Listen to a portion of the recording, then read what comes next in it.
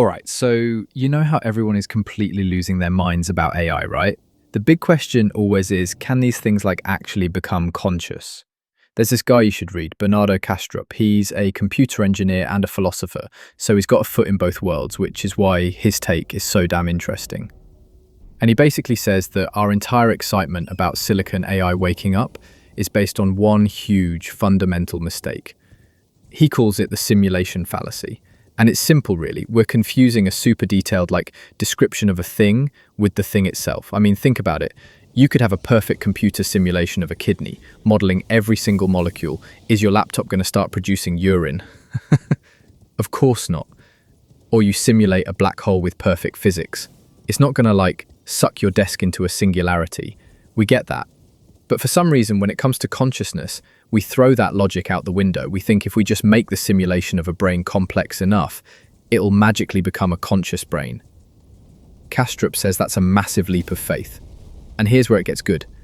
He says, okay, let's say you're a hardcore materialist. You think consciousness is just an accident of complex matter, like neurons firing. Fine. He says, in theory, you could still make a conscious machine. But, and this is the whole point, it wouldn't be a silicon computer. You'd have to build an artificial organism. You'd literally have to create life from scratch. He says, trying to get consciousness out of silicon is like trying to run ChatGPT with pipes and water valves. The material itself is just wrong for the job. But then he flips it, which I love. He says, okay, what if you're an idealist? What if you think consciousness is the fundamental thing in the universe, and the physical world is just an experience within it? His conclusion is, well, it's basically the same. It's weird, right? His reasoning is that even if the whole universe is conscious, individual minds like yours and mine seem to only pop up in one specific way. Just look around in nature. An amoeba, a little single-celled thing, it acts like it has a point of view. It protects itself, it seeks food. But a volcano? It's complex as hell, but it's just physics. It doesn't have a private perspective.